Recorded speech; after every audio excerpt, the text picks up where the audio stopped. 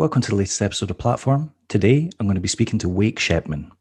Wake pretty much grew up in front of the rollerblading community's eyes. The first time we saw him, he was just this tiny little kid with braces, skating razor skates. We saw footage of him, at Woodward from when he was absolutely tiny. And for a while, he was kind of associated with Denial and Adam Kilgore and those guys. About 10 years or so ago, maybe 9 years or so, he turned AM for razors and had an amateur introduction section. And then he went off to join this company called Reverse, which I don't know too much about. I just know Damien Wilson was involved somehow. And I think it was basically one of these kind of shadow type skates or similar aesthetic, but you could use it for like ice skating and quads and aggressive, but they never came out. And then Wake kind of disappeared for a couple of years. I know he went to do like mission work with his church in South America. I think it was in Uruguay. And then, I'm not really sure what he's been up to since then. He's been back for a couple of years, 2 or 3 years. And he appeared at the last powwow, I think, before coronavirus. And most recently, he has also won King of the North. So loads to talk about.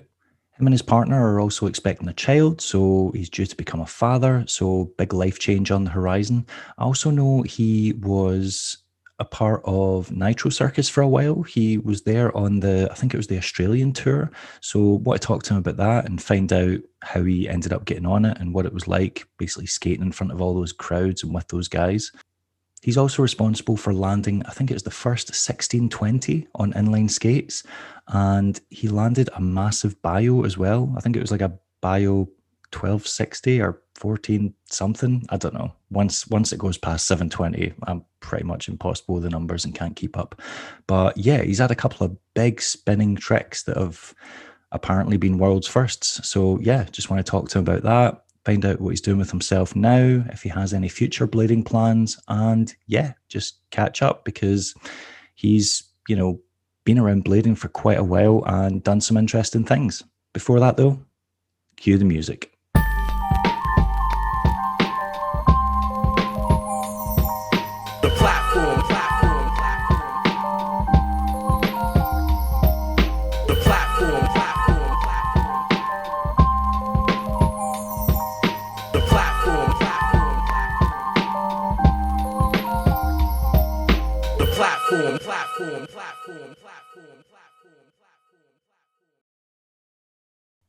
There we go, man. How's it going? I'm good. I don't think I knew you wore glasses. Work glasses for the computer. Right. Okay. All right. Yeah. That's about it. How you doing? It's morning time there, so you can't have been up very long. Where is it? Utah? Is that right? Yeah, Utah. I mean, honestly, since I just had a baby, I'm up at all hours of the night. So that's the name of the game right now. That's what I was going to ask, because I knew you and your partner were expecting, but I didn't know if you'd welcomed a child into the world yet. She's here, man. Right. Okay. Yeah. She actually her 1 month birthday was last Thursday. All right. So not long at all. Okay. So you're in the terror stage. Okay. Yeah. Yeah. It's been cool though. It's been really cool. So what's that been like? Because I suppose you've got quite a big family and you'll have family around. So I'm assuming that helps.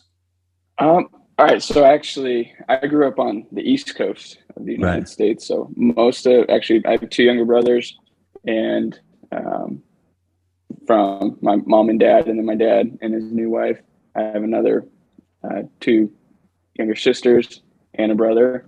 So it's kind of a bigger family, but they're all on the East Coast still, Florida and Georgia. My mom did follow me out here, out to Utah. She heard there was a baby coming like last year sometime. She's like, all right, I'm out. So she followed me and my wife here. But all my wife's family is from Utah. And so we have a lot of her family hanging out all the time. So I guess you might be able to see that. Good support network. That makes it easier because dealing with a newborn baby on your own is so scary. It's unreal. Yeah. Do you have kids? I've got a daughter who's 6, and she didn't sleep through the night for the first 2 years, and It was there were times where I arrived at work and I was like, I don't know how I got here. I do not remember any of the car journey here. Like you were so tired. The drive, you're so tired. You're just Yeah. like, I don't even know. Yeah. Yep. Or I'd just walk into a room and I'd be like, don't know what I want in here. No idea why I'm in here. Okay. Yeah. So I can very much appreciate the situation you might be in right now. But then it's different for everyone. Oh yeah. But some nights have honestly, it's been awesome, dude. She'll sleep 3-4 hours, and I wake up. I'm like, dude, I'm ready to go for the day. And then, last night was a rough one, man. I don't even know. She didn't go to sleep till like 4 a.m. So yeah, it was interesting. And I normally get up around 6, 7 o'clock. Okay. So yeah. You get lured into those false sense of security because you're like, oh, they slept really well last night. Maybe we've turned a corner. Maybe it's going to get better, and then it just nosedives. Yeah. I mean, my wife were like, "Are we doing something wrong? Like, what's going on?" And I'm sure you know all those conversations. I mean, you probably are. We all are. That's the whole point. No one knows what they're doing. We're just absolutely winging it. Yeah. Yeah. More congratulations in order because you recently won. What was it called? King of the North. Yeah, King of the North. Thank you. Yeah, I cool. just seen the competition footage. I think it was only this week where that gap into the bowl, and you tried that a lot of times. Dude, I tried like 20 times. That thing killed me. Yeah, there were some slams. I would have, after a couple of those, I'd have been like, I'm done. Yeah, dude, I didn't skate the week after. My knees were just all black and blue. I tried to go skate, and I skated for like a half hour at the local here, and I could just pump around the bowl, and I was like, yeah, my knee needs a little more time, dude. Yeah.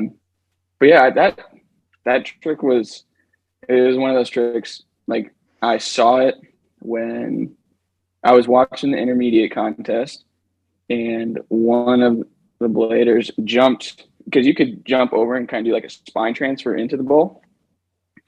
And it's like, 5-10 foot gap, depending on what part of the bowl, since it's shaped like a snowman. But I was like, I saw him go, and I was like, he's not going too fast. If someone goes a little faster, you can gap the whole bowl. And as soon as I saw it, I couldn't unsee it. And I was like, all right, I'm going to give it at least one try if I get all the way through in the contest.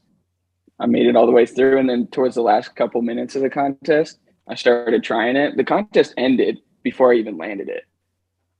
And so, but I just kept trying it because it was just, one of those tricks you just wanted to battle. And I said, I'm getting that trick today. And yeah, didn't make it happen. Yeah. Some of those first attempts, you were just running in mid, I was like, this is wildly out of control. But then by the end, your legs were like perfectly together, holding the grab, just going over to it. And I was like, oh, he's controlling these now. But the first few could have gone so much worse. I think it was my second one was the worst. Like the first one was actually really close, but then it's all like, since I'm landing in the quarter, I was thinking if I go higher, it won't be as much of an impact. But how it shot me was I totally went up and missed the training at all. I just went straight up and hit the flat. And that was by far the worst one. I thought I was toast. And that's when I was, running. And I did a few of those actually. Right. Yeah. Has anyone ever done that before? And at that park? Not at that park. Mm-mm. Right. And they were like, dude, that's the biggest thing I've ever seen at this park. It was so funny.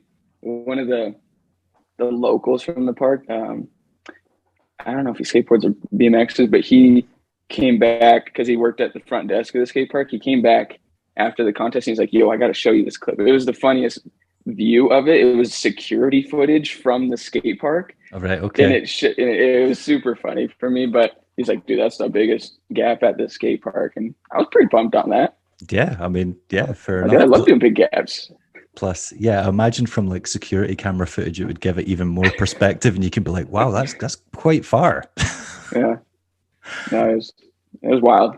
It was kind of stupid, but I did it. So I mean, you can pretty much say that about any trick in rollerblading. Like, if you get broke Oh off, yeah. you like someone's like, "Sorry, you what? You broke your arm doing what?" And then you try to describe it to them, and you're like, "You're an idiot. Why are you? What are you doing?" So Yeah, yeah. exactly. Um, is that so? When was the last competition you like attended? Before that, was it powwow maybe? It was powwow like 2 years ago. Um, Sorry, because I my actually dog's went. just What was it? eating incredibly loud things right next to the computer just to add his own sound Oh, I can't effect. even hear him. Um, it was Um, yeah, all I had was that and the side. So sorry, you were uh, saying powwow, yeah, 2019 was the last powwow that they had. right? And a month before that was the previous King of the North. Well, at least at the skate park. I know they had a King of the North last year, but it was a street contest. Yeah. And sometime in the summer. But yeah, it was powwow. What was that like? Because that was like that was the event that the guy at the Kona was like, right, you guys need to. We're not letting anyone else in. Don't share on social media you're here. Oh, it Like, was so weird. yeah. What was the atmosphere like at the skate park? Because it must have changed pretty quick. Well, it changed day to day. Right. So, I mean, yeah, let me jump back. It was, I had brought at the time, she was my girlfriend, my wife now, and it was going to be her first contest to, come and see me skate, whatever. And I went and visited family out in Florida. We drive up a couple hours up north to Jacksonville, Florida, because I flew into Orlando where all my family's at. And I remember we get there and Blake, the guy that was running the contest, and the people at Kona were saying exactly what you said. Do not post on social media. You are not here because the city knew that there was an event, and they told them if there's more than, I don't know. Originally, it was like if there's more than 250 people, then we're shutting it down, or Kona might get fined, something along those lines. But the atmosphere itself was definitely weird because you could tell a lot of people had invited other people, and then the contest owner and also the skate park owner, from what I remember, they said you can bring like one person with you for all the contestants, because they had the registration list of 100 to 150 skaters, whatever it was. But yeah, it was weird, but it changed the next day as well. From you can invite people to no one's coming. Yeah, and I remember getting emails from back. I was working at Woodward out here in Utah, right? And it went from like, hey, we're shutting down for a week, and then the next couple hours they're like, oh, we're shutting down indefinitely. So it was like right when COVID made it big, like push was over that weekend. It was so weird. Yeah. Were people like starting to get nervous at the event, being like, or was it still not really? Did people not really understand what was happening yet? I don't think anyone, not that people didn't care. Yeah. We just didn't know. We're just like, we don't really get what's happening. I think everyone's going to be all right. But the contest went down, and I mean, it was a wild contest, dude. It was pretty wild. Yes, yeah, that's pretty crazy. I didn't realize there was a Woodward in Utah. I don't know why. They just, all right, so I moved out here, and then they were starting to build it. Well, they had been building it for a while, but it opened December of 2019. So right before COVID hit. Ah, right. Okay. Right. It's that makes sense. It's called Woodward Park City. And that name does actually sound familiar. No, okay. It's similar to their Woodward Tahoes and the Woodward Copper, where it's the indoor mega ramp to a foam pit, and then they have a concrete skate park and some other features like a pump track, and they have a whole gymnastics gym. It's pretty tight. Nice. Honestly. So I'm guessing it's opened back up again now, yeah, or no? Oh yeah, no, it opened back up probably that into the summertime, but I had moved down to southern Utah, which is about 5 hours away. Right. So I wasn't working there anymore. That was going to be my next question. Are you still working there now? Okay, so what were you doing at Woodward? Originally, so I just a lot of life background. but I came to Utah to go to school and just to, be with a lot of friends I had made on, before that I was on like a mission trip down in South America, and a lot of my friends were out here in Utah. And so I was like, I'm gonna go hang out with them, go to school, trying to figure life out. And Joe Velasquez and Pam and Richie Velasquez, they were like, hey, they're building a Woodward. You should go coach and just skate and figure things out. And I was like, okay, I'll go do that. Yeah. So I remember showing up, and they were just in the building stages.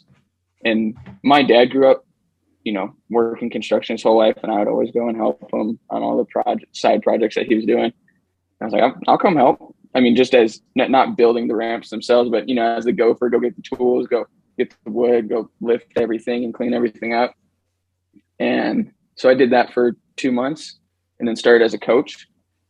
And it was awesome because what I saw was a lot of the skiers, they cross-train with rollerblading. And, man, it's such a different style. I mean, you've seen, with the closest pro that has that type of style is like Roman Abrat.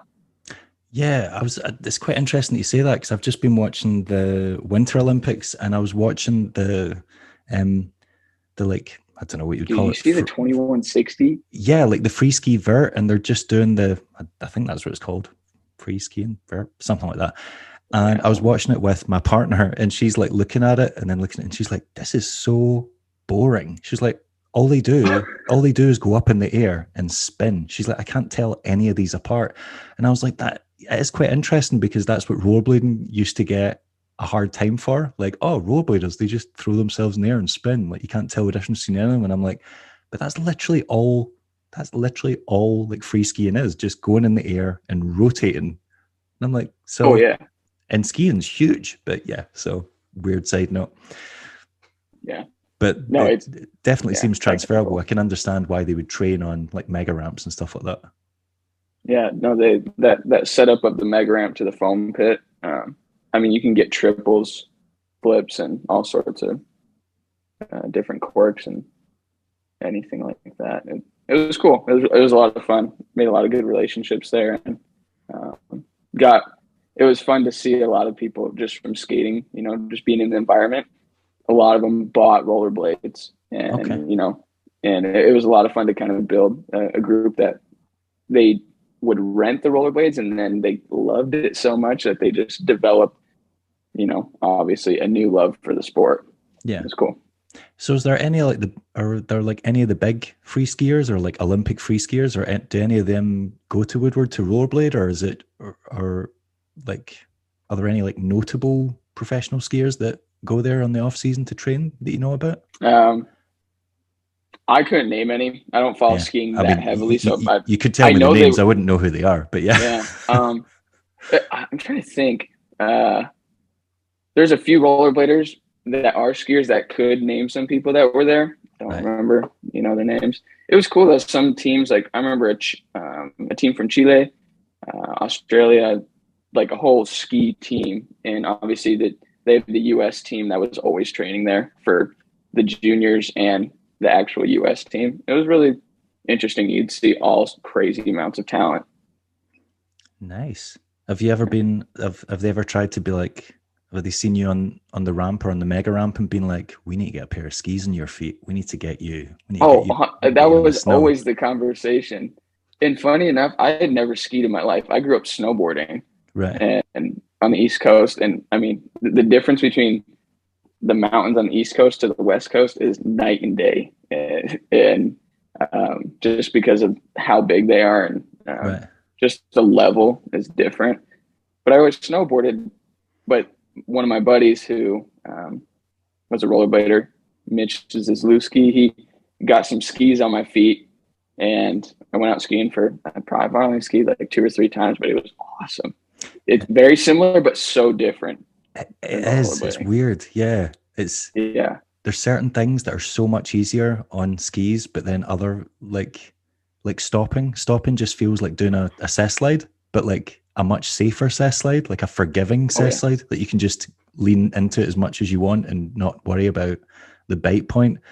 but things like turning and just like navigating the skis, you're like, these are so heavy and so long. And the first couple of Slow. times, yeah, I was tripping over them all of like, just, I would just go to cross over my feet and just like eat it basically. Yeah. So yeah, there's definitely transferable elements. So are you in like higher education now, or college or university, or what are you doing now if you're not working at Woodward?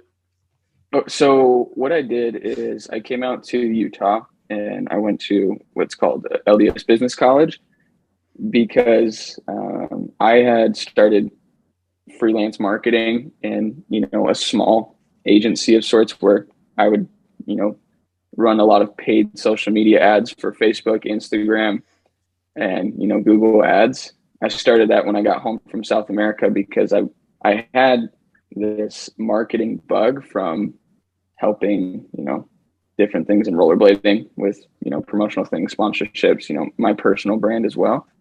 And I was like, man, I feel like I could really contribute to people's brands and companies. So I started my marketing deal. But then when I came out to Utah, I went to school. I got my associate's degree in business management. And as fun as school was, that wasn't my favorite thing. And Right. I learned a lot, made so many great connections. But I also noticed I was making more connections and learning. I was learning different things outside of school from Okay. just, different courses, different people, coaches, whatever you want to call them. So I'm no longer going to school, and I'm very happy about it. But I've just been working in this marketing world, and it's just led me from one project to another. And I'm at the company doing stuff full time and doing some freelance work on the side. All right. Nice. Um, yeah. So yeah, you mentioned South America. Because I remember you ended up you were doing like mission work for your church for like, was it Yeah, 2 years? Was it 2 years or something like that two in yeah two Uruguay? Is years. that right? That's right. Yeah, Yeah. I was So down in South America. Yeah, what's the question? Sorry. yeah, yeah. So I was just going to say, yeah, what were you doing down there, and what was that like? Because that must have been quite. Because I remember seeing the video you made before you went, and you were like, oh God, like I'm going to speak Spanish down there. I can't speak Dude, Spanish. This is going to be bad. I there's not many like words or phrases that describe it, but life changing, um, just pure like inspirational. The perspectives that I gained, there's nowhere else I could have gained them. But my decision was, I grew up in the Church of Jesus Christ of Latter-day Saints, and I always, I always thought church was cool, and I knew it was a good thing. I love Jesus, but skating was the focus always, and I just noticed some things in my life I wanted to change, and it's traditional and normal for anyone from like, right out of high school, 18 years old to, 25, 26 years old to go on a mission trip and serve the people. And that ranges from sharing things about Jesus Christ to helping them build houses and do different projects in the community. I mean, you name it, there's anything and everything was done. But it was 2 years solely dedicated to that, day in, day out.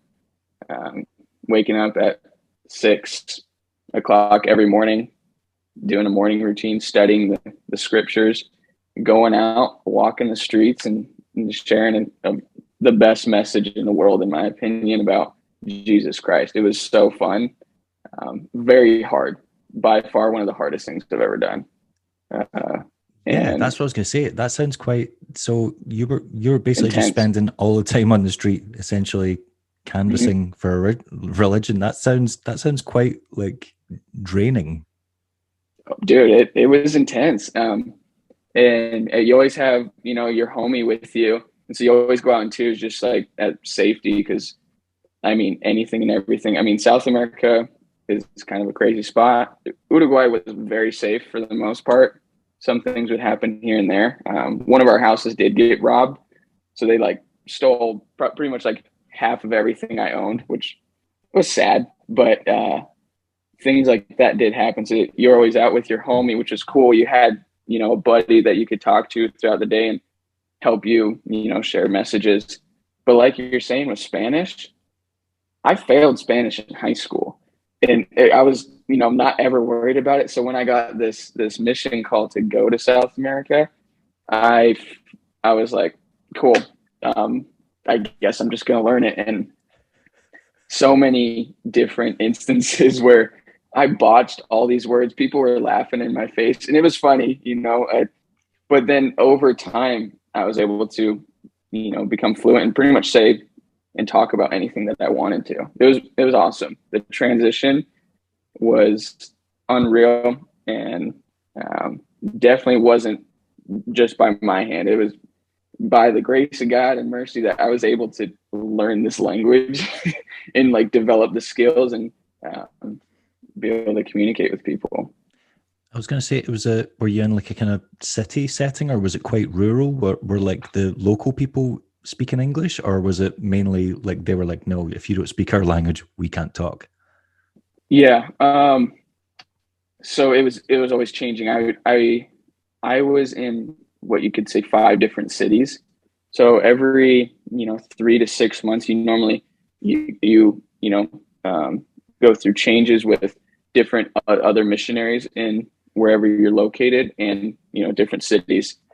So our mission was focused on more the east coast of Uruguay, because there was another mission on the west. And I was in the main city of Montevideo for about 9 months, but I went to some of the rural areas on the border of Brazil. It's out there, they call them departments, and there's a place called Artigas. So it was really interesting. It was towards the beginning of my mission. They had this weird dialect going on where it wasn't good Spanish and it wasn't good Portuguese. It was a mix of both of them. So as I'm learning Spanish, I was like, what are these people saying? And then if you take that dialect and go down, to the main city, people are like, what are you talking about? Because it has this like Portuguese influence. And it was very funny to always get tossed back and forth between that. Yeah. But yeah. Okay. I was able to serve in places of the main city, and then places where you're walking on, dirt roads. There's no city at all. Very country. Yeah, that must have been, definitely an eye-opening experience. Were there other people that went? Were they like other Americans, or was it people from around the world? Like all over. Okay. It was, I would say probably 50% were from the United States, both men and women. And then I'm trying to think, I don't know about percentages, but a lot of them were from South America too. They're from Peru, Colombia, Chile, Argentina, some from Brazil. So it was cool. Not only do the people of Uruguay you get to learn about, but you get to hang out with all these other missionaries from different cultures. And when you hang out with them, all day, you get to know them pretty well. Yeah. And their families and how they grew up. And I loved it. Hearing the stories and how people, or why people acted how they did and what they do day in, day out was one of my favorite things. And I've carried that with me after, trying to understand, what people are about. Absolutely love it. That's very cool. Nice. So, and you didn't take your skates with you. I remember or did you in the end? I did.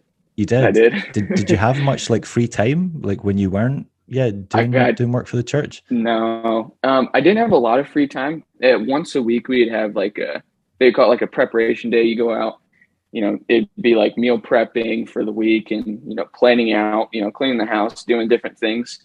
Because a lot of times we were just dedicated hanging out with people and trying to help people throughout the rest of the week. But, we got a little time we could go play basketball. Actually, most of the time we played soccer or football. And there wasn't literally any skate parks in Uruguay. There was maybe there was 2, and then street spots, like non-existent in a lot of places. Some like in the city, there was a few things. But then imagine again, if you're out in the countryside, there's not going to be a lot of like perfect concrete and asphalt and stuff like that. Yeah. Yeah, no, nothing at all. But I brought my skates, because I had, I believe that everyone in this world, everyone has different talents that they can share with people. And I believe that, I've been blessed with the gift of being able to rollerblade okay, and being able to share that with people and inspire people to do more in a sense, and be able to, express themselves in different ways. I brought my skates, and whether I was going to use them or not, I didn't set the expectation, because if I didn't, then no big deal. If I did, awesome. The place up near Brazil, it was like the best skate park in all of Uruguay, and I happened to be in that city. And really, something really cool happened where one of the church leaders of that area saw some of my videos and was like, "We need to have like a youth-centered like event around this." And what ended up happening is me and another missionary who's a professional beatboxer, we ended up putting on a show for the whole city. And it was the coolest thing. I mean, I did a lot of things from my show days of, flipping over people, doing little funny skits here and there.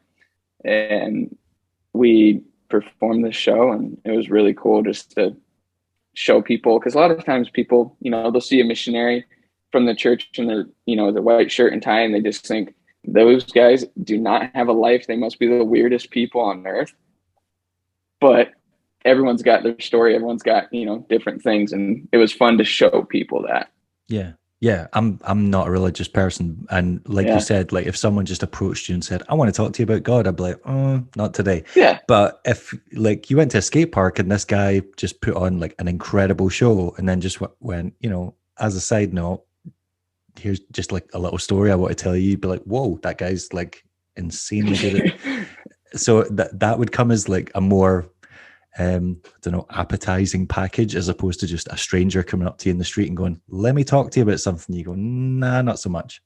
So that's pretty cool. I imagine the local kids would have been like hyped on that, because they'd just be like, "Who the hell is this random white guy, and how did he get so good at this?" Exactly. And I mean, the skate park definitely was interesting, but it was cool. The community was so welcoming. That was something I absolutely loved about South America and Uruguay specifically, is how much love the people had. They were pumped on anything. It was such an awesome opportunity. So I skated a few times up there. Maybe I probably skated less than 10 times over that 2-year stint. Okay, that's more than I was expecting. Okay, 10 times in 2 years. That's not, it's not that bad. I mean, but 20, 30-minute sessions, not a lot, but it was nice when I got to skate. It was really fun. Yeah, from doing such intensive work to then having that kind of release must have been good. Oh, it was cool. It was really good. And before that, you were on Nitro Circus. Is that right? You did was it the Australia tour? Or I was on Nitro for, how long was it? 4.5. It was about 4 years. Oh, and right. That's way longer than I thought it was. Okay, right. For some reason, I just thought you'd done like a couple of seasons. 4 years, a lot. Okay. So how did you? I started when I was 16. Right. How did that come about? Well, that's another crazy story. It's kind of loaded. It's a fun story. So I'll take you back. My family, I was living in Pennsylvania, so northeast area of the United States, and some family things happened, and unfortunately we had to, move away from our home, and we had to go back down to Florida, where all my dad's family's from. We were living with my grandparents for a little bit, and at that time, this is when there were some things happening with Razors, because I was on the Razors team, and I was trying to do more projects, but one thing led to another, and we had some disagreements, I guess you could say. So we split ways. And I remember feeling, 16, I was like, what am I doing?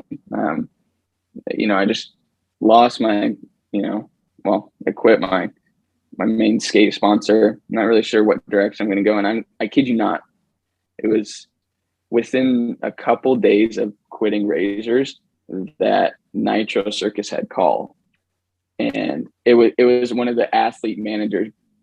The background to that is Haffey had been on Nitro since day one. Yeah. And they absolutely loved Chris. Chris set such a good environment for rollerbladers in Nitro Circus. It was amazing to jump in with him there and being able to perform. But they loved Chris so much and they wanted him to do more. And they realized, oh, well, we need more rollerblading in the show. So they brought some, I knew they tossed around some names, but they called me. And I grew up watching the TV show, and I've obviously met Chris at contests and things like that, but I didn't know Chris very well. And that summer before is when I threw that 1620 on the Woodward East mini mega ramp. But I just did that just to do it. Simple as that. Like no expectations there. And with Chris's recommendation and them seeing that, they said, hey, Wake, you're going to come out to California. We'd love to have you. And just come test out the ramp. Let's see what you can do. I was like, dude, I'm there. So I go out to Cali. And obviously the biggest ramp I've ever been on. And there's nothing like it. Any other mega ramp is so different. And so I just remember standing at the top talking with Chris. And he was like, yeah, most people buckle because there's the G-forces at the bottom. And I was like, dang, man. All right. So I sent it, and I got a little squirrely on the bottom the first run, but I made it. And I think we were running, this is before the whole airbag scene came to life. You know, it was just like a nasty old foam pit. And that weekend was amazing. Learned a whole bunch of tricks, threw a whole bunch. And I went home, and I was able to make great connections with just the people there. David, can you still hear me? Yeah, man, sorry. I was just listening to the story. Sorry. Have I froze? No, I've not froze. Sorry. No, you're back now. It might be it sometimes happens with some of the meetings, but no, all right. So the first time on the ramp went well. Oh, first time was amazing. The whole weekend was so sick. But I go home, and I remember they said, hey, we'll reach out to you in a couple weeks if anything happens. And 2 weeks later, they said, all right, pack your bags. You're coming to Europe with us. And I was like, no way. And I'm 16. I was like, I had never been to Europe or anything like that. And I was pumped out of my mind. Yeah. My parents were super happy for me. I mean, anyone in the circle was just pumped out of their mind. So I show up. Was it just you that got to go, or did they take any other rollerbladers? Like, was it just you and Chris? Just me and Chris. Okay. Wow. Yeah. And so I signed the contract for the whole tour and ran that was my first tour. And obviously it was definitely to test. I know they had other rollerbladers on for like a show here, show there, but I don't know if they ever had anyone for a full tour with Chris. And just like any show, it's like a progressing show. They're not going to go back to the same city and do the exact same show.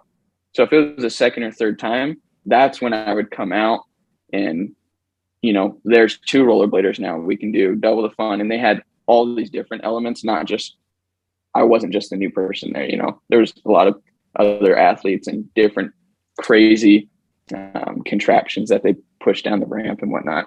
Yeah, that's what I was going to ask, because they had Chris doing like shopping carts and jumping off BMXs and doing all sorts of. So did they get you to do any of that stuff? Because that adds a whole new like level of terror to proceedings.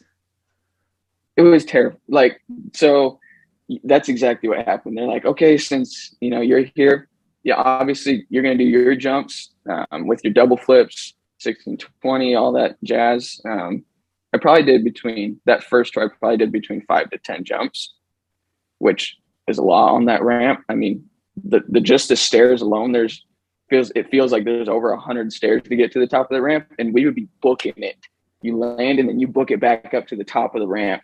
So you're exhausted by the time you get up there. But eventually, I can't remember exactly what contraptions. I know I was doing the shopping cart because they had a sponsor for beef jerky, and I would run down the ramp with the shopping cart full of beef jerky, launch, and a lot of it would fly out. But if I made it to the bottom, successfully, then we'd throw the beef jerky out into the crowd. But dude, what was sketchy is the shopping cart would change almost every show.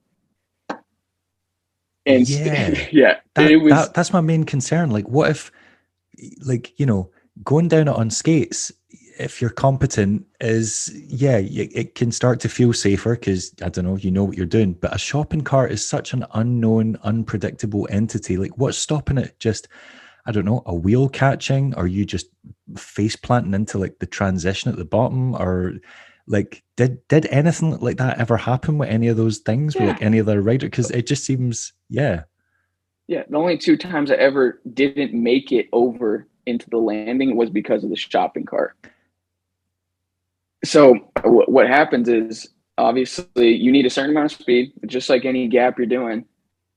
But if we figured out that you have to zip lock the inside of the hub to like the frame of the shopping cart, so the wheel can freely spin, but that it stays straight, at least on the front wheels, because if they start spinning, it kills all your speed.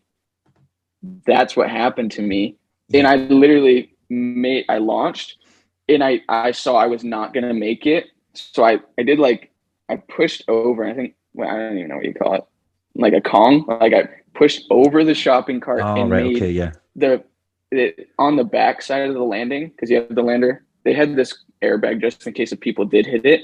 I hit like the last foot, and it just bounced off to the ground. It was scary, but I was fine. Okay. And that same exact thing happened, you know, a few shows later. And we learned over time, gotta zip lock the wheels. That makes sense. And there's always stuff you were learning. The Nitro world was very crazy. Yeah.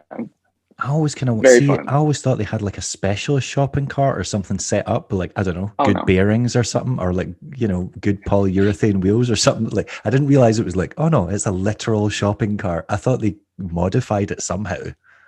No, eventually I think in future tours it was a permanent shopping cart. But yeah, sometimes it was just, the arena has the shopping cart here, and you know, I might be embellishing a little bit, but it literally, it felt like that, and it was funny. It added to it, at least for me. The crowd has no idea it's just a random shopping cart, but yeah, there's a random shopping cart a lot of times. Yeah, that's more jeopardy than I'd be comfortable with. Yeah. So yeah, I did stunts like that, because then they had Chris doing other things as well. But yeah, the contraption side was definitely pretty wild. Okay. So how many shows did you guys do a week? Were you doing like five, I don't know, 5 days a week, or was it not as much as that, or how did that work? Yeah, if I could average it, it was, the tour was for about a month and a half, 2 months, and we did around 30 shows per tour. So it was almost daily. Right. But a lot of times, like, we would show up. I remember the Europe tour. It would be like 4 days on, 3 days off. And whether we're traveling, sometimes it was show, day off, or it was Thursday, Friday, Saturday, Sunday shows. And then we had Monday, Tuesday, Wednesday off because of traveling to different cities. Yeah. It's crazy that they can set up that much stuff in such a quick period of time. I always thought that you would get, I don't know, a few days off between each one, because they'd have to go to the new city or country or whatever it is, set up, and you're like, oh, this buys me some time to, recover or whatever. But yeah, that was always, so there's a couple of things there. That how they set it up was so impressive. For a while, it was the largest traveling show in the world. And what do you mean for a while? What's the largest traveling show now? No idea. Right, but I just know, I thought you knew of one that was bigger. No, I knew then because they had said it then, and there were so many athletes, so many people for management, and also the track crew to set it up. It took I know at least 50, maybe to 100 people to set up that ramp in the same day. And as soon as the show was done, they took it down that night. There's logistical things with renting an arena. Yeah. Sure, you don't want to be paying for it if there's no one there. Yeah, that makes sense. You don't want to pay for it for another day, things like that. So they put it up. I don't even remember how long. I remember watching running a time lapse one time. It was so impressive, but they took that thing down like that. It was the ramp itself is all built on scaffolding. You know what they had put out like on the outside of building buildings and whatnot. That's what they set it up, and then they just have all their slatted, skate light framed pieces. And I'm trying to remember if they're 8-foot sections, like 5x8 sections or 4x8, whatever, 5x12 skate lights, different size than normal plywood. And they would just pop in all their sections, and it was crazy. Okay. And what was tour life like for a 16-year-old on tour with, I imagine most of the other athletes were significantly older than you? I'd imagine it was all guys in their between 20, like mid-20s, 20s to 20s up to 30s. Yeah, most guys were. And this is what really surprised me. And this kind of goes back into the history of Nitro Circus. It started with the family, or two families here in Utah. And a lot of people know that the Godfrey family, and they're just a wicked amount of talent. There's so many of them with, between all their family members, and a few of them, like quite a few of them, were on the tour. And for example, Greg Godfrey, who was one of the originators, his son was on tour, and we're like the same age. Right. He was doing a lot of, like mountain bike and contraptions with like the small bike and the small, like the tricycle, the plastic ones, that kids ride around on. They call them trikes, but there was him, and then two of his cousins, and they were all four of us were pretty much the same age, and that was a lot of fun because a lot of times everyone goes to the club, everyone goes to party. That's what I was going to say. What was the dynamic like? Because obviously you're a little kid. Well, not a little kid, but like you're a teenager, and you can't even legally go to most of these places. Yeah. And unless it was a private event from Nitro Circus themselves, then obviously I most of the time wasn't able to go. And I was still doing school. I was in high school, but I was all online. And so a lot of times that first tour was performing shows, doing school, and trying to experience as much of the city and whatever else there was. And for me, it was amazing. And a lot of those guys were on Nitro Circus. Honestly, the environment was a very family oriented and very caring environment. Everyone had such a high level of respect for each other because of what we were performing and doing. And the family unit definitely existed. It was very inviting and welcoming. Obviously there was expectations, high love, high expectations of people. And it was just an interesting dynamic, because you would think, oh, these guys have got to be the gnarliest of partiers, and so some of them are crazy partiers, man. I won't take that away from them. And do I know everything they did? Absolutely not. But I that's what I was going to say. I was like, things. Wake, give me the gossip. What happens when they're not trying to kill themselves? Tell me the gory details. But yeah. And a lot of that's, their stories to share, but there was a lot of crazy things that did happen. But for the most part, everyone was, out of jail and, not getting into too much trouble with anything. Right. Okay. So how did that change over? Because obviously if you did it for 4 years, when you started, you were a teenager, but by the time you finished, you're basically a legal adult and you can go to bars and clubs with the guys, or hell, if you're doing it in Europe and Australia, you can go to the bars and clubs from like 18. So like, how did that change your experience of being on tour? Because it's, well, I imagine it would still be quite intense as a teenager, but if you're also burning the candle at both ends when you get older and you're, I don't know, staying up late or whatever, and then you've still got a show to do, like that's how did you manage that, or how did it change over the years? Yeah, I guess an answer to that would be I had performed on other show teams, and my focus was always to, I was hired, and I'm there to perform a job, to put on the best show I possibly can, and bring this joy and happiness to people about the crazy tricks that we do. That's priority number one above all else. Anything from partying to experiencing the city, that comes, you know, as a bonus. So that was always my perspective. And I'd always believed it for like smoking, drinking, or anything of that nature. If it wasn't going to help me perform better, didn't want anything to do with it. I had no problem hanging out at, you know, at the bars or anything like that, but you'll just catch me with a water or a Red Bull or a Mountain Dew. Okay. So you were strictly disciplined. Okay. Yeah. So, and a lot of that was, you know, there's religious beliefs, but also if it wasn't, like I was saying, if it wasn't going to help me perform, I didn't want anything to do with it. And a lot of times I'd be, you know, the one making sure everyone made it back to the hotel in one piece. And that it was always a crazy experience with that. Cause yeah, you're saying in Australia, I'm trying to remember if I was 18. I think I was only 17. But yeah, I had some experiences there. Right. So obviously you've done it for 4 years. You've been a lot of places doing it. What were some of the highlights? What are some of the things that when people are like, I don't know, friends or family or people you meet out or like, tell us about Nitro Circus, what happened? Like, what are the standout memories for you? What are the things that just instantly spring to mind? I always think about, you know, the people in the show and just the lasting relationships I have now. I, you know, have done stuff outside of Nitro Circus with them, and I hang out with some of them as often as, you know, it's available. And then I think about the show itself.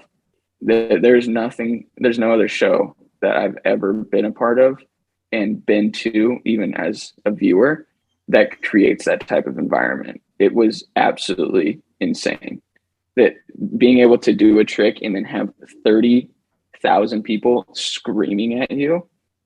It was unreal. I just like the sensation, the feeling that the adrenaline through the roof. Right. It was amazing, and yeah, a lot of times indescribable, and it was able to help me, you know, perform to a whole nother level. Then obviously the other experiences with seeing all the cities and being able to hang out with the locals, it was an awesome time that I got to experience so many different things, from really awesome scenarios, seeing cool history, which some that I've always liked, and being in some really sketchy parts of the city and, you know, having some weird things go down. Those are some of my highlights and things that really come to mind. Okay. Plus, you must have got some VIP treatment at certain places because Nitro Circus is a big deal. And when it comes to town, depending on what the city is, it pretty much takes over. So there must have been some experiences you wouldn't have got to have in any other facet of life. 100%. If you go anywhere with Travis Pastrana, you like whatever you guys want to do, have at it. Like, you know how there's restrictions that whether it be, you know, it's as silly as like a go-karting facility or like trampoline park, whatever it may be. If you're with Travis Pastrana or the Nitro Circus team, do whatever you guys want. Like, yeah, just post on social media for us that you're here. Simple things like that. Yeah, that's what I was going to ask. That was really cool. Did you have any like special, like, wow, I can't believe I'm getting to do this right now? Oh, that first tour, they were still filming the TV show, and we weren't on every single, like I wasn't on every single shot, but a lot of the B-roll and a lot of the events that we would do, like silly things from, you know, I remember we were at the skate park and they were playing, I don't know if you remember or if you've seen those like inflatable ball things that people can get in. Oh yeah. On like Zorb balls. Zorbs, yeah. So they had a whole bunch of that in the skate park, and we were just doing stupid stuff. But things like that, like that normally doesn't happen. But being on the TV show, we were able to go to certain places and do certain things like that. I'm trying to think of anything like way out of the ordinary. Nothing's really come to mind. But, you know, we go to restaurants and they'd be like, "Oh, don't worry, it's on us," you know. And a lot of times, you know, just like anything, trade. Be able to, you know, give some tickets away to some people, and that was always really fun. If you can give someone a ticket that really, if they recognize Nitro, And that's one thing is like, if you know, you know, and then you get super hyped about it. Like, no way, you guys are here in town. And we're like, yeah, you want to go? And you're like, yeah, of course. So that was cool. That happened a few times. Nice. What was it like standing? Because, you know, you've obviously competed for like most of your life in skate competitions and stuff Yeah. like that. And that's, you know, I used to compete in the 90s when I was a kid, and that was terrifying to me. I was like, I'm going to vomit. I'm going to be, they call your name, and I'd be like, I'm going to be sick right now. But that's different. Like, that was just in front of like a couple of hundred people or a few hundred people, because Bladen was relatively big in the 90s. Well, still big Yeah. in the late 90s. But skating in front of tens of thousands of people or standing at the top of that ramp, what was going through your mind? Are you like, oh no, please don't choke, please don't, like, I don't, or like, what was your thought process standing at the top? I feel like it's situational, just like anything in life. Everyone has, some people are super superstitious. They have their routines that they do before. And I'd say I have a few things, to try and mentally prepare yourself. Well, myself. And there's the whole practice element. You practice your show tricks and you nail down things. That was a really cool thing that's so different about Nitro, was a lot of times if you wanted to throw a trick that wasn't a part of the show itself and like something new, you could do it. You just be like, hey, I'm gonna go toss this trick. And that was really fun. But that feeling on being on top of the ramp, it's like this in between for me, from like being scared to being so curious and excited about what's going to happen, that once you've made the decision to go down, the feeling goes away of, oh crap, like that I should have been doing this and this and whatever. That should already in my mind have been thought through and done in my head. That way I was just focused on the trick itself. There was definitely times, you get like kind of freaked out about something. What it might be, the weather, because that always had a huge factor with the ramp and whether you're going to make it or not. that did happen. That small element of whether you're going to make it to the other side of the ramp or not. I didn't 100%. think athletes even cared about that. I mean, if you're in an outdoor arena and you have a 40-foot gap and you have a headwind or a tailwind, that affects every trick that you do. Oh, I can imagine. If it's colder outside, your bearings don't spin as fast. You don't go as fast. I mean, that's probably, you might probably already know that. So that there's all those simple elements that you don't really think about when you go to the skate park a lot of times. But when you're hitting this massive ramp, it's a huge factor. I can only imagine. Yeah. Yeah. And most of the time I was good. There was one time that, I miscalculated. It took me out for like 6 months. So simple things like that. Right. Yeah, that's rough. Okay. I hope does that answer the question about, the mindset and how it felt? I think it does. Yeah. So yeah, there's obviously a video online of you landing the 1620. You landed it a couple of years before at Woodward though, right? Or 2 or 3 years before at Woodward. Is that the biggest? 16. Is that what I said? 1620? I can't remember. Wait, no, I was saying I was 16. So it was you were 16, before I got a Nitro. Yeah. Is that the biggest spin that's been done on blades? Yeah. Even to date? Yeah. Okay. That's because obviously we're talking about skiing. And when I was watching the skiing, I was like, wow, they do even bigger spins than us. This is insane. Yeah. Okay. And you also did, what was there was a massive bio you did as well.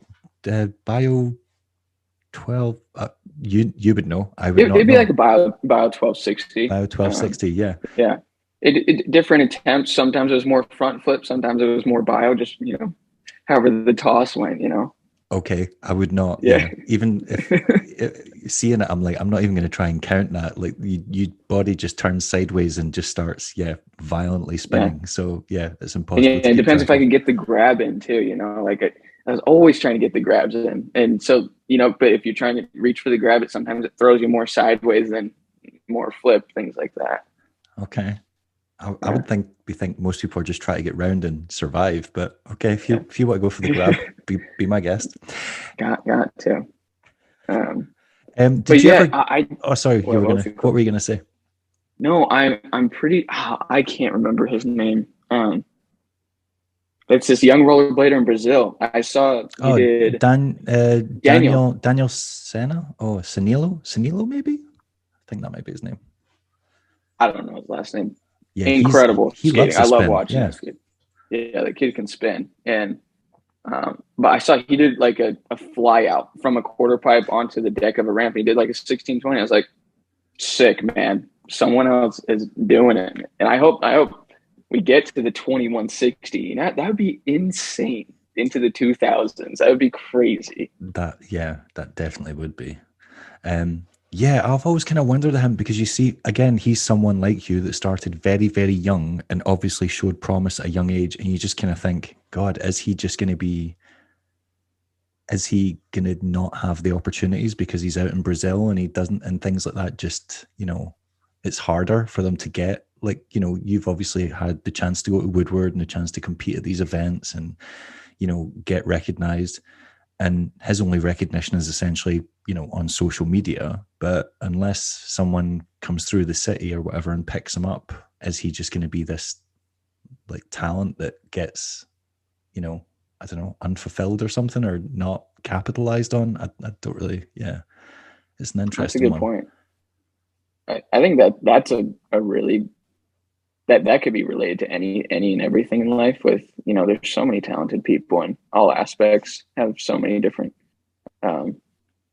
focuses in life, and based on your environment, that dictates a lot of your life. With social media, I mean, what we're talking about, a 16-year-old from Brazil right now, but 10 years ago, even a lot of times we probably would have known. But yeah, with YouTube and things like that, but way harder than it is nowadays. Nowadays, almost anyone can get the reach that if you do have talent, it's like the whole creator mindset of all these independent creators, YouTubers, influencers. They have such a powerful like grasp on what is being pushed out into the world. I think he has more power now than he ever would have. This is true. Yeah, there's definitely that element of it where he can definitely get his name out there easier because, for example, even someone like Bobby Spazov, like a random guy from Israel, would not have got a pro skate for a major company, 10 years ago, 15 years ago, 20 years ago. And now he's got 2 skates to his name. And that is because he built up this, I know, obviously he put himself out there and traveled around Europe, but initially the initial like hype around him was off the social media, like viral clips that he created. So he created that buzz around himself. So yeah. That's the exact point right there. So why are you not with like doing the Nitro Circus thing anymore? Like what made you decide to like stop doing that? Because obviously if you did it for 4 years, you must have been really enjoying it, because that's a long time to do something that's so physically demanding. Yeah. And so across that 4-year stint, I didn't go on every single tour. Just, I don't know if you're catching earlier, I was saying it's any show, it's a progressive show. So if they're going there for the first time, I wasn't going to go because they don't want to reveal all this new talent that they have. Yeah. Until they go to the second, third, fourth, whatever, however many times. So I probably did 5, and I was on my 6th tour until I got hurt. But I had decided that I was going to go on my mission for my church. Right. And with that, I had to let them know I'm leaving. And so it's pretty much saying like, I get that I might never be a part of Nitro Circus again, but I absolutely loved the opportunity. It was life-changing for me. And when I came back, I still have all the connections and was able to, talk with them. And they were talking about doing a tour in that 2019, 2020 area, but COVID shut down all events, But this last year, they started doing some more tours, but the team itself is a lot smaller. There's not as many athletes that are traveling, and you know, there's different objectives with every tour, and Right. having me as a rollerblader on that was not the objective, and I'm okay with that. And whether I do Nitro Circus again, that's another conversation. Yeah. I'm open to it, but if it never happens again, I'm totally cool with it. I had an amazing time. Yeah, he still had that amazing experience. Because Chris isn't doing it as an athlete anymore, is he? He's like doing a different job for the company. Is that right? Yeah, and I don't know if he's still helping he was like an athlete manager for a little bit and was helping run the shows. And I can't tell you how much time he was doing that. I think a year or two. I might be way off, but it wasn't too much longer after he was done performing. And then I think he's got another gig rolling right now. I mean, he's down in Australia. He's got I think he's 2 kids now. He's got 2 kids now. I thought he just had a son. Okay. Wow. Yeah. He's getting busy. All right. Yeah. So yeah, he's got, I'm pretty sure they just had a girl. But yeah, so he's doing dad life, family life down there. Yeah. Yeah. That'll take up a lot of time. So Razors must have been kicking themselves if like you quit and then you weren't wearing Razors when you were on Nitro Circus, were you? The first tour I did, right. But at the end of the tour, I'm sad I can't remember his name. It was the last show. It was in Warsaw, Poland. That a rep from USD, they were able to get me some USD skates, and I didn't skate in that show because going from Razors and just the different like heel lift and whatnot straight into carbons, I needed to get used to them. But every tour after that, I was skating USDs. Right. Would it have been was it one of the riders, Piotr, maybe because he's one of the Polish USD riders, Piotr. I'm going to butcher his second name. I'm not even going to try. It would have been, I was 16. So this is like 9 years ago. Yeah. So I forget can't that. remember, but I'm super grateful. Whoever it was so funny. I had to like run outside the stadium and it was freezing cold. And then like through the fence, the security guards weren't letting anybody come in yet. And he hands me a box. It looks so sketchy, but it was awesome. Security guards like, what the hell are they He's doing? Like, what drugs is this guy like pulling into the stadium right now? If it's in a box that big, he must think you've got an industrial quantity sized issue. Yeah. Like that guy just got a massive box of something. Yeah. That would have been wild. So no, I guess I'll say one thing about the Razors thing is I loved Jeff Akers was always great to me, and the Razors team, all the riders at the time, and were awesome.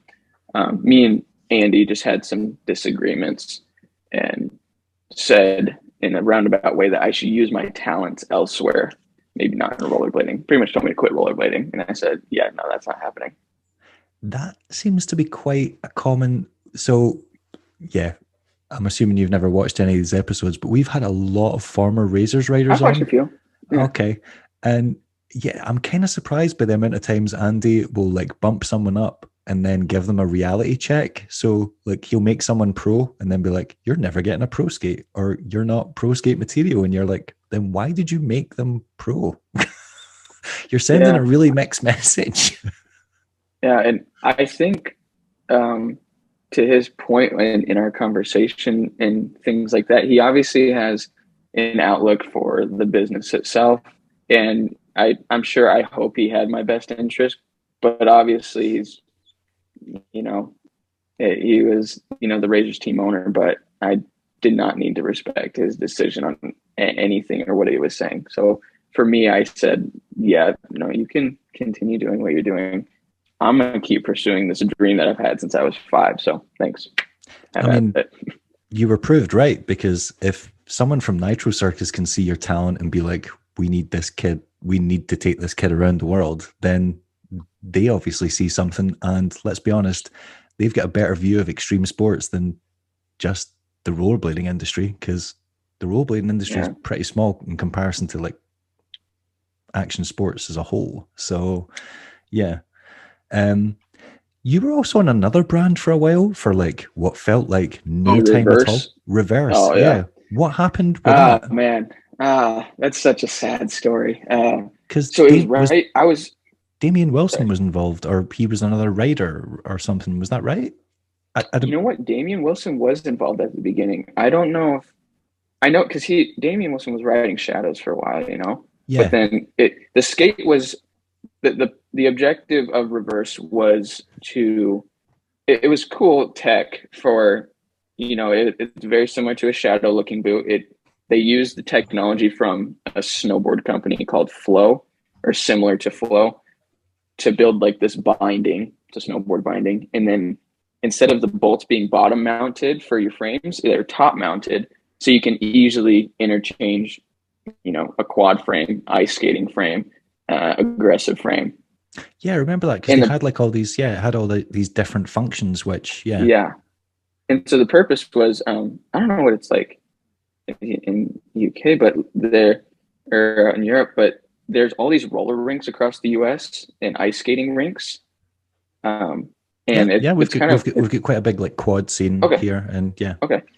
So the environment is, a lot of birthday parties and different things like that happen, but they have all these rental skates for people to use, which it's just like going and getting bowling shoes. They smell, they stink, they honestly are very uncomfortable. So for people to have a good time, if you can just put your shoes in and then go out and skate, do your ice skating, whatever you're there for, it's a better experience.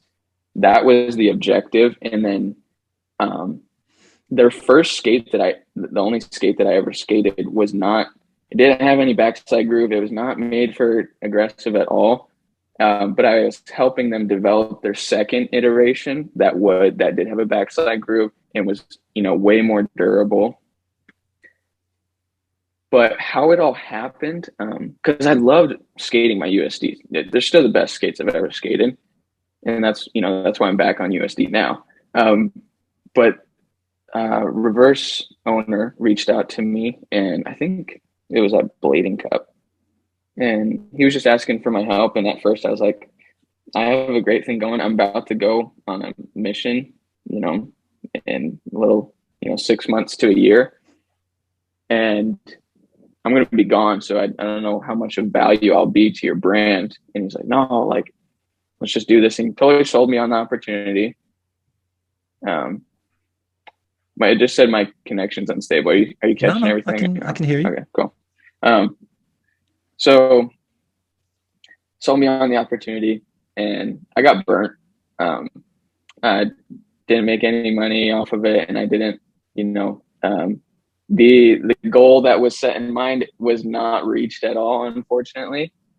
And on my mission, he told me he was going to update me with how the company was going when no updates were received. And so I get home, I reached out to him, nothing. And I remember Blading Cup, of 2019 or 2018, or no, it had been 2019. I remember I saw him there. So we had a good conversation and totally caught me up on what happened. A lot of things just with the simple business things, investors fell through, no money, nothing's going to happen. So yeah, because the dream fell. There was rumors floating around that he somehow got ripped off or something like that, or something led. Because no skate. Did any skates ever actually like reach shops? I don't know if they had a warehouse internally, and they were selling themselves. Like they would go have a booth at a roller rink or an ice rink, and they would sell the skates there, or to the rinks themselves. But I don't know if they sold more than 500 skates, if that. Okay. Yeah. So were any other skaters like involved? Because I know, like, I remember Damien Wilson was wearing reverse T-shirts for a little while, and then obviously Damien stopped skating and kind of disappeared. You were like the only person I knew that was associated with the brand. Me and I believe Tree Rudolph. Yeah.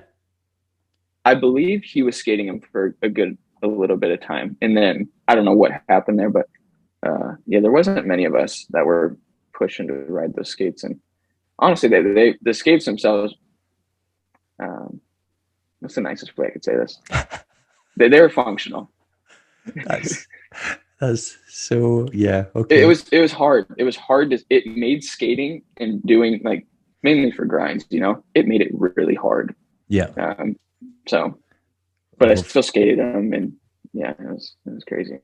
Yeah, we've all skated skates like that. As I get older, Yeah. I'll try a new, like a different brand or whatever, or try something, but like, oh, I'll give this, I'll be adventurous. I'll step outside my comfort zone. You try it for like an hour and you're like, no, this is totally ruining my enjoyment of this. This is supposed to be pleasant. I'm not doing this. Yes. Yeah. And I totally sacrificed the element of being able, because I felt right before I left, I was skating, at a pretty decent level in my USDs, and I was loving it, man.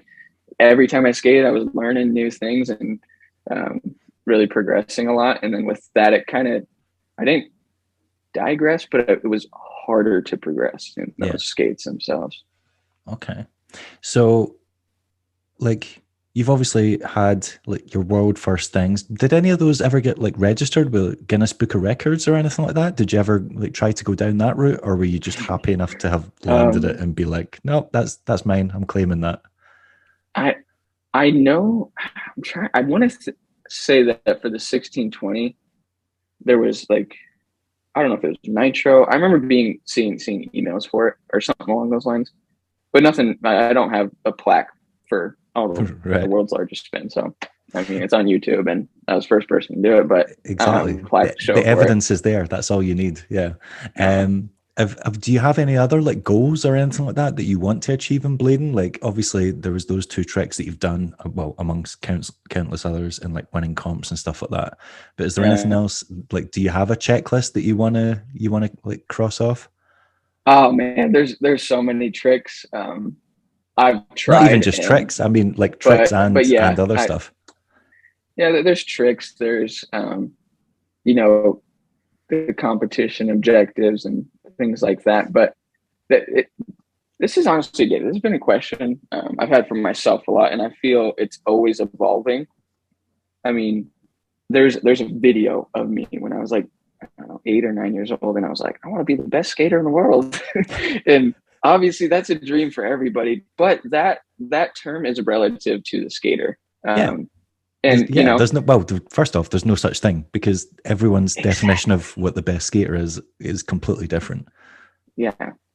So for myself, my goal is to be the best skater I can be, but I am evolving more into inspiring other people to hope, if it's rollerblading, awesome. I want everyone to rollerblade, but just going down the skate park, inspiring people to do new tricks and to push themselves in a healthy way.